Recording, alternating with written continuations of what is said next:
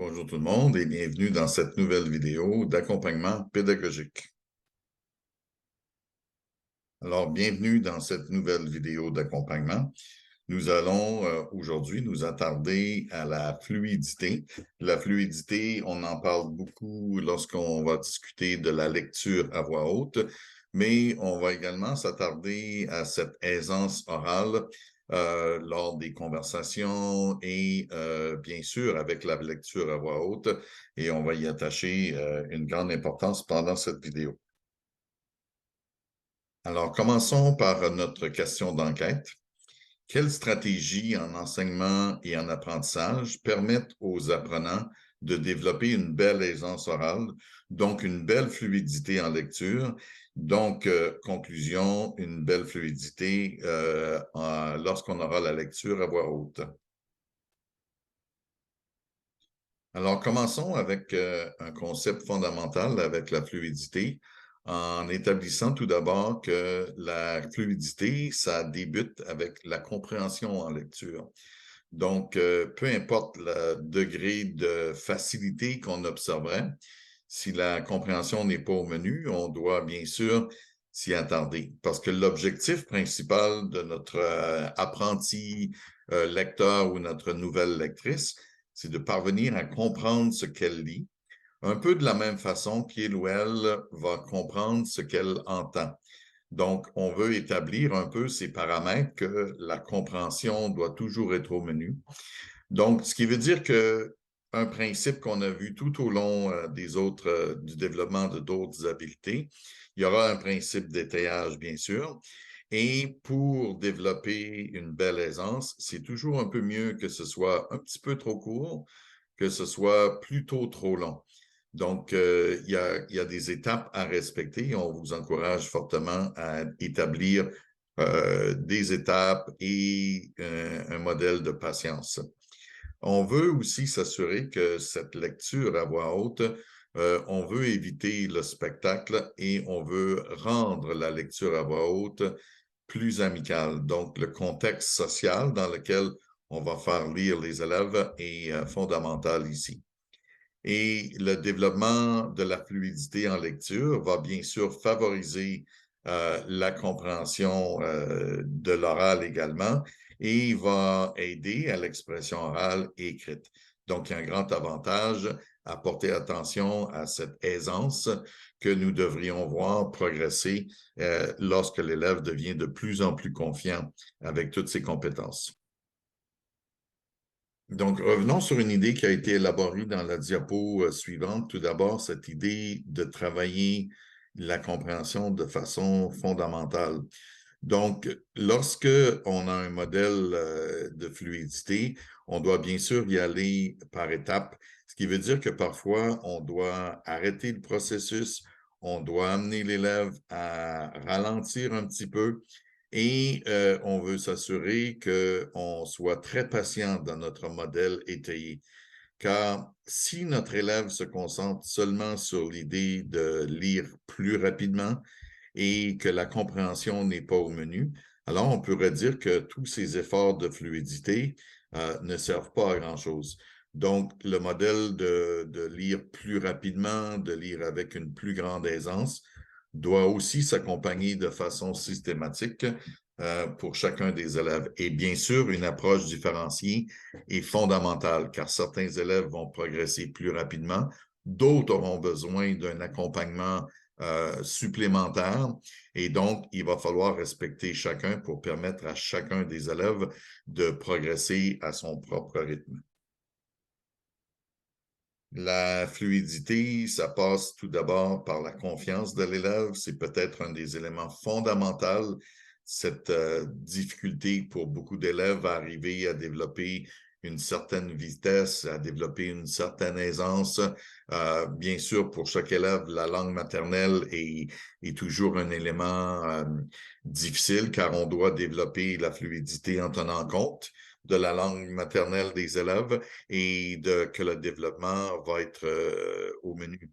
Ce qui est important ici, c'est que lorsqu'on vous dit un modèle un peu trop court, en fait, c'est pas que ça doit être court de façon ridicule, mais c'est plutôt important que l'élève, il apprenne à lire peut-être des segments beaucoup plus courts, à développer une confiance qu'il ait la capacité de lire, de relire. Lorsque on place les élèves devant des textes trop longs, parfois, on crée un peu d'anxiété, on crée une peur du ridicule et lorsque l'élève voit ceci comme un fardeau, on empêche le développement. Donc, c'est important d'être très stratégique dans la longueur des textes. On a parlé de l'étayage. Donc, l'étayage, c'est aussi un élément par rapport au choix des textes. Par rapport à la longueur qu'on va leur demander et on devrait ajuster ceci selon le développement de la fluidité qu'on va observer. Donc, lorsque les élèves deviennent un petit peu plus fluides, on peut se permettre de leur donner des textes un peu plus longs. Ce qui est important, globalement à respecter, c'est qu'on ne doit pas brusquer le processus et on doit y aller tout en douceur pour atteindre le but. C'est un peu comme placer des élèves sur une montagne pour aller faire du ski. Si on est des tout débutants, on est mieux de descendre la pente dans une distance très courte et quitte à pouvoir redescendre et développer une certaine aisance avant de s'aventurer un peu plus haut sur la montagne. La fluidité de l'élève, ça passe bien sûr par un sens de bien-être dans la salle de classe, par un sentiment de sécurité. Donc, il faut qu'on soit conscient que lorsqu'on demande aux élèves de lire à voix haute, que le stress du jugement des autres, la pression de réussir, ça augmente de façon substantielle. Donc, on doit être conscient de tous ces éléments-là.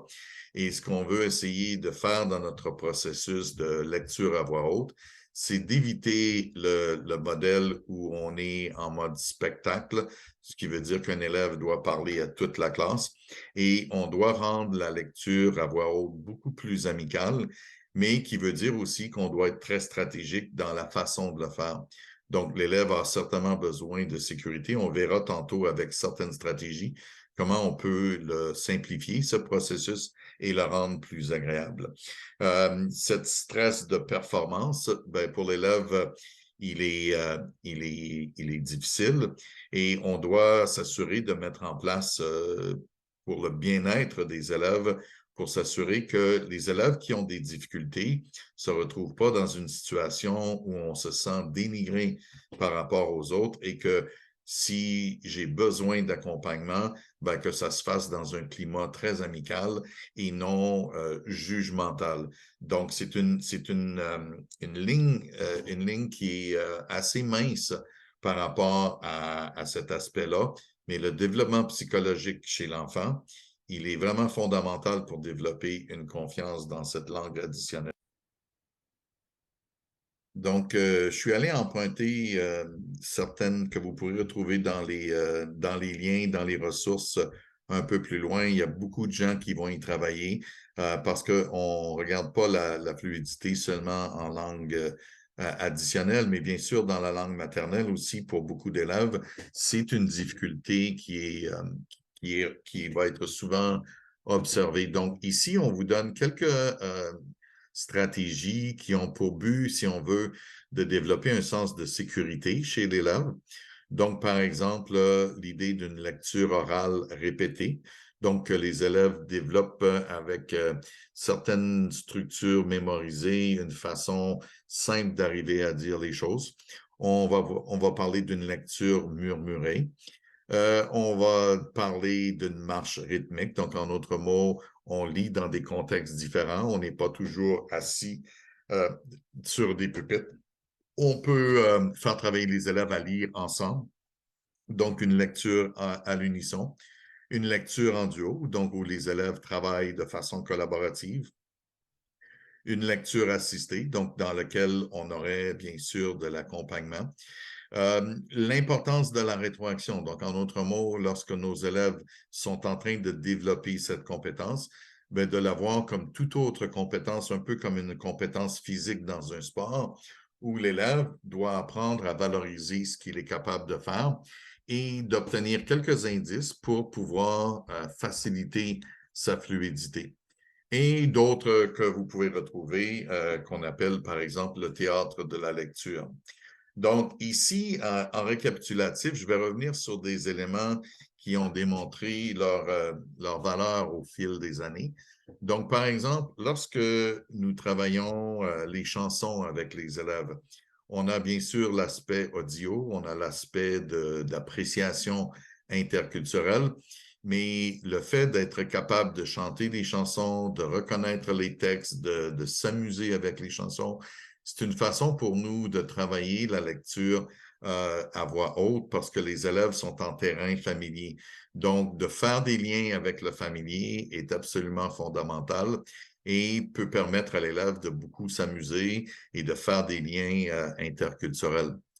Le théâtre, il est souvent utilisé de façon, si on veut, maladroite parfois, parce qu'on le voit comme une activité de lecture et le théâtre, ça doit être joué.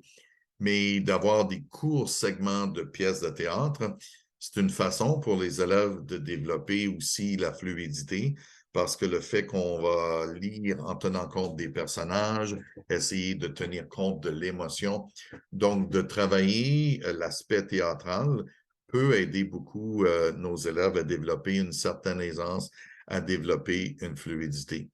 Et bien sûr, on doit s'assurer que la lecture, elle se fasse dans un contexte agréable, donc de faire des lectures en mini-groupe, de faire des lectures dans un contexte d'interaction, donc de permettre aux élèves de lire des segments de texte et d'avoir des conversations sur ce qu'ils lisent, parce qu'on a déjà élaboré cet élément que la fluidité doit s'accompagner de la compréhension.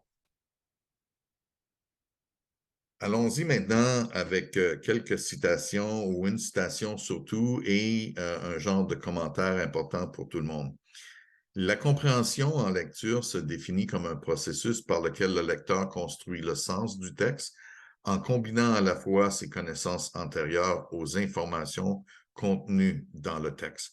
Donc, on est conscient de l'importance de la compréhension. Donc, il faut s'assurer que ça, ce soit au menu et que le processus de fluidité s'accompagne du développement de la compréhension.